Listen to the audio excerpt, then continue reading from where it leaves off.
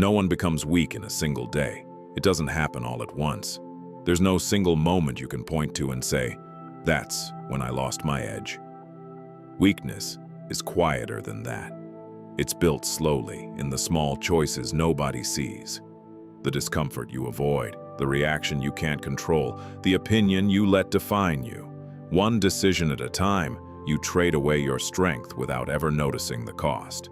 And the most dangerous part is this: these mistakes don't feel like weakness while you're making them.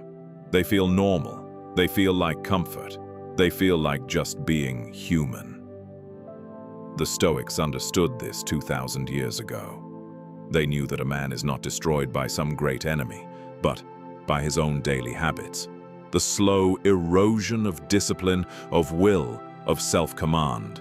And they spent their lives learning to spot the rot before it spread. In the next half hour, I'm going to show you 7 of these mistakes. 7 quiet habits that are draining your strength right now while you tell yourself everything is fine. Some of them you'll recognize immediately. At least one will sting. By the end, you won't just see them. You'll know exactly how the Stoics trained themselves to do the opposite and become unbreakable in the process. Let's begin. Here's the truth the Stoics built their entire philosophy on. Strength is not something you're born with. It's not a fixed trait, it is a practice, built or eroded a little more every single day by what you choose to do when no one is watching. They knew this because they lived it. Marcus Aurelius ruled the Roman Empire through plague and endless war and wrote private notes to himself just to hold his own mind together. Seneca was exiled, lost everything, and was eventually ordered to die by his own student, and met it without flinching. Epictetus was born a slave, had his leg broken by a cruel master, and became one of the freest minds in history. None of them inherited their strength. They forged it, and they were just as clear about the opposite, how strength gets lost. Not through one catastrophe, but through 1,000 small surrenders.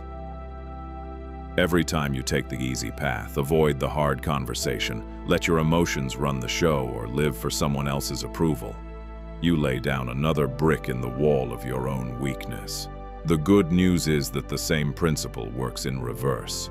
If weakness is built by small mistakes, strength is built by correcting them, one habit at a time. So let's name them. Here is the first, and it's the one that controls all the others. The first mistake is the most common, and it quietly poisons everything else. You let the outside world control what happens inside you. Someone cuts you off in traffic, and your whole morning is ruined. Someone leaves a rude comment, and you think about it for hours. A look, a tone, a single word from the wrong person, and your mood collapses. You call this being sensitive or being honest about your feelings. The Stoics called it what it is, handing the controls of your inner life to anyone who happens to walk by. Epictetus taught that it is not events that disturb us, but our reactions to them. Between what happens and how you respond, there is a space. In that space lives your entire power as a human being. The weak man doesn't know the space exists. The insult lands and the anger is instant, automatic, total. The strong man has learned to widen that space, to feel the first surge of emotion and not be ruled by it. Think of 2 men receiving the same harsh criticism. One explodes, defends himself, loses his composure, and gives his critic exactly what he wanted. The other pauses on just a single breath and chooses his response with a calm that unsettles everyone in the room. Same event, 2 completely different men. The difference wasn't the criticism, it was the pause. Every time you react instantly, you train yourself to be a switch that anyone can flip. You become predictable, and a predictable man is an easy man to control. Your power leaks out through 100 small reactions a day, and you wonder why you feel so drained. The strong don't suppress emotion. They refuse to be commanded by it. So the next time something lands hard, do one thing. Pause before you react. Let the first wave pass, then choose. That pause is the beginning of all real strength. But it's hard to stay composed when you spent your whole life running from the next mistake. The second mistake feels the most pleasant, which is exactly why it's so dangerous. You organize your entire life around avoiding discomfort. You take the easy option. You skip the hard workout, the difficult book, the uncomfortable conversation. You reach for your phone the instant you feel a flicker of boredom. You've built a life so cushioned, so frictionless, that you've forgotten what it feels like to struggle on purpose. And a man who never struggles on purpose slowly loses the ability to struggle at all. Seneca understood this danger intimately, even as one of the wealthiest men in Rome. He advised setting aside days to practice poverty, to eat the simplest food, wear the roughest clothes, sleep on the hard ground, and to ask yourself, is this the condition I so feared? He knew that comfort, left unchecked, doesn't make you happy. It makes you fragile. It raises the price of every small hardship until even minor discomfort feels unbearable. Consider what happens to anything that is never tested. A muscle that is never strained wastes away. A blade that is never sharpened goes dull. A man who never faces difficulty becomes soft in exactly the same way, not through some dramatic failure, but through the slow comfort of never being challenged. The body and the will both follow one law. What you don't use, you lose. The cost of this mistake is a life that shrinks. Every comfort you protect becomes a cage you can't leave. You avoid the hard thing once, then twice, then it becomes who you are. And your world gets smaller and your fears get larger, until you're afraid of things that should be nothing. The strong do the opposite. They seek out discomfort deliberately, while it's still their choice. The cold, the hunger, the hard task, the thing they'd rather avoid. Because they know that voluntary hardship today is what makes you unshakable when real hardship comes uninvited. Choose the harder path on purpose. It's the only thing that keeps you strong. And the next mistake reveals who you're really living for. The third mistake is so common it's almost invisible. You've built your entire sense of worth on what other people think of you. You check how many people liked the post. You replay the conversation, wondering if you said the right thing. You make choices about your work, your appearance, your life, based not on what you believe, but on how it will look to people whose opinions you'll have forgotten in a year. You are, without realizing it, living your entire life inside other people's heads. Marcus Aurelius, the most powerful man in the world, reminded himself constantly how absurd this is. He wrote that it's strange how we love ourselves more than anyone else, yet we value other people's opinion of us more than our own. He saw clearly that a man who needs the crowd's approval has handed the crowd a leash, and the crowd is fickle, distracted, and will drop you the moment you stop performing. Picture a man who is brilliant in private, full of conviction, and then watch him shrink the moment he's in a room full of people he wants to impress. His opinions soften. He laughs at jokes that aren't funny. He betrays what he actually thinks, just to be liked. Every time he does it, he loses a little more respect for himself, and the people around him sense it. Approval seeking doesn't make people admire you. It makes them quietly dismiss you. The deeper cost is that you can never be strong while your worth lives outside of you. If their praise lifts you up, then their criticism can tear you down. You've made yourself dependent on the most unstable thing in the world, other people's moods. You become a man with no center, blown in whatever direction the room is blowing. The strong build their worth from the inside. They have an inner scorecard. They know whether they acted with integrity, and that judgment matters more to them than any applause or insult from the outside. Decide who you want to be, and answer to that, not to the crowd. The moment you stop needing their approval, you become untouchable, and the next mistake is the one people hide behind most. The fourth mistake disguises itself as honesty, but it's quietly draining your power every day. You complain about your problems instead of acting on them. Something goes wrong, and your first move is to talk about how unfair it is. You blame the economy, your boss, your past, your bad luck, the people who held you back. It feels justified, and sometimes it even is. But every minute you spend narrating how the world has wronged you, is a minute you're not spending changing your situation. Complaint feels like doing something. It is the precise opposite of doing something. The Stoics drew a hard line here. They taught that you should focus only on what is within your control, your actions, your effort, your response, and let go of everything else. Complaint does the reverse. It pours all your energy into the one place you have no power, the things that have already happened, the people you can't change, the circumstances you didn't choose. Marcus Aurelius didn't ask why the plague came or why he was burdened with an empire. He asked one question: what does this situation require of me now? And then he did it. Think of two men who lose their jobs on the same day. One spends the next month telling everyone who will listen how unfair it was, how the system is rigged, how he was wronged. The other spends that month building, applying, adapting, moving. A year later, they are living completely different lives, and the difference was never the layoff. It was that one man treated himself as a victim of his circumstances, and the other treated himself as the author of his response. The cost of complaint is that it makes you weak and keeps you stuck at the same time. It trains your mind to look for reasons you can't instead of ways you can. It surrenders your power to the very things you're complaining about. The strong almost never complain. Not because nothing goes wrong for them, but because they've learned that complaint is a confession of helplessness.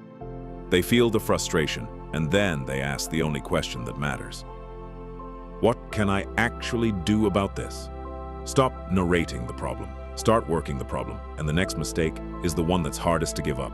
The fifth mistake runs deeper than the others because it feels like freedom, while it slowly enslaves you. You let your impulses make your decisions. You want it, so you have it. The food, the scroll, the purchase, the distraction, the easy dopamine of the moment. You tell yourself you're free because you can do whatever you want, but look closely and you'll see that you're not the one choosing. The craving chooses, and you obey. A man ruled by his appetites isn't free. He's the most controlled man there is, because anyone who can offer him what he craves can move him. The Stoics were obsessed with this distinction. Epictetus taught that freedom isn't getting everything you desire. It's needing less, mastering the desire itself. Seneca warned that a man enslaved to pleasure is the lowest kind of slave, because he carries his master inside him. The Stoics weren't against enjoyment. They were against being owned by it. The question they asked of every desire was simple: am I in command of this, or is it in command of me? Think of the difference between a man who can have one drink and stop and a man who cannot. The first is free. He enjoys the thing and walks away whole. The second is owned. The thing has a hook in him. Now apply that to everything in modern life engineered to hook you. The feeds, the notifications, the endless small pleasures designed to keep you reaching. A man who can't say no to any of them is being farmed, and he calls it freedom. The cost of this mistake is the death of discipline. Every time you obey an impulse you didn't choose, you train yourself to be weaker the next time. Willpower, like a muscle, grows or wastes based on use. And a man who never tells himself no slowly loses the ability to. The strong practice saying no on purpose, even to things they could have, just to prove they still can. They build the one freedom that actually matters: command over themselves. Master your desires or be mastered by them. There is no third option, and the next mistake hides in plain sight in something you do every day. The sixth mistake is one you make so often you've stopped noticing it. You talk too much, and you reveal far more than you should. You fill every silence. You share your plans before you've acted on them. You announce your ambitions, your opinions, your every passing feeling, hungry to be heard. You mistake talking for strength, when in truth, the constant need to speak is almost always a need to be validated. And a man who needs to be heard has already given away his power to his audience. The Stoics revered silence and restraint. Epictetus advised that for the most part, you should keep silent or say only what is necessary, and in few words. Zeno, who founded Stoicism, put it bluntly. We have 2 ears and 1 mouth so that we may listen more than we speak. They understood that the man who speaks less is the man who reveals less, controls more, and is measured by the weight of his words rather than their quantity. Silence isn't emptiness. It's a kind of power that most people are too anxious to hold. Watch what happens in any room. The man who talks constantly, who has to comment on everything, who can't sit in a pause. He becomes background noise. People stop listening, but the man who speaks rarely, who listens, who lets a silence sit without rushing to fill it. When he finally speaks, everyone leans in. He has made his words rare, and rare things carry weight. The cost of talking too much is bigger than just being ignored. When you reveal your plans, you spend the energy you should have used to achieve them. When you announce your every feeling, you hand others a map of exactly how to move you. The man who shows all his cards has already lost the game. The strong say less. They keep their plans quiet until they're done. They let their actions do the talking, and they hold their silence like a weapon, because it is won. Speak less, reveal less, listen more. You'll be amazed how much stronger you feel when you stop giving yourself away. And the final mistake is the one almost everyone is making every single day. The 7th and final mistake is the quietest, and it sits underneath all the others. You live as though you have unlimited time. You put off the important thing. You tell yourself you'll start when things calm down, when you're ready, someday. You waste your days on things that don't matter, scrolling through a life that's slipping past, because somewhere deep down you believe there will always be more time. There won't be. And a man who forgets that his time is running out is a man who never finds the urgency to become who he could be. The Stoics kept death close on purpose. Marcus Aurelius told himself to do, say, and think everything as if it could be his last. Not out of fear, but to burn away the trivial and force himself to live with purpose. They called it memento mori, remember that you will die.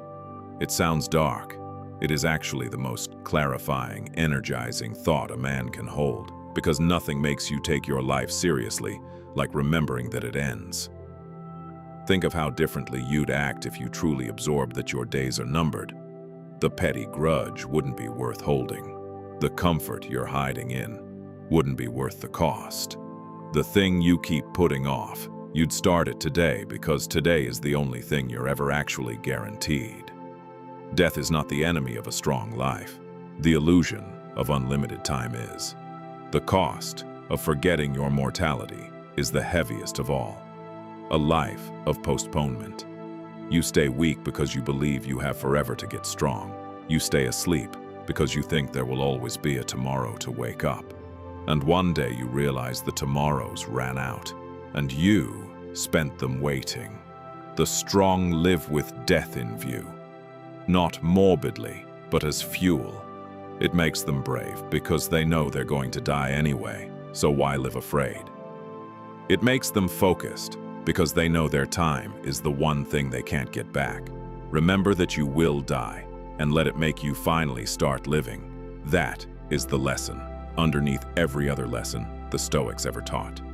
So there they are, 7 mistakes, quietly making you weak. You react to everything and hand your power to anyone who'll take it. You chase comfort and grow fragile in its arms. You live for approval and build your worth on the most unstable ground there is. You complain instead of act and trade your agency for the false relief of blame. You let your desires rule you and call your captivity freedom. You talk too much and give yourself away. And you live as if you'll never die, so you never quite start living. Notice that none of these is a single catastrophe. Every one of them is a small daily habit, which is exactly why they're so dangerous, and exactly why there's hope. Because the same way weakness is built, strength is built, one corrected mistake at a time. You don't have to fix all 7 today. You just have to stop making one of them, starting now. Marcus Aurelius forged his strength inside an empire that was falling apart. Seneca kept his while losing everything. Epictetus built his from inside actual chains. Not one of them was given an easy life. Every one of them became unbreakable anyway, not by avoiding these mistakes once, but by catching themselves every day and choosing the harder, stronger path. You can do the same. The weakness was never permanent. It was just a set of habits, and habits can be rebuilt. Pick the mistake that stung the most. Start there. Start today. If this hit something in you, subscribe, and come back next time when we look at the Stoic habits that quietly make a man unbreakable. Until then, stop building your weakness and start building your strength.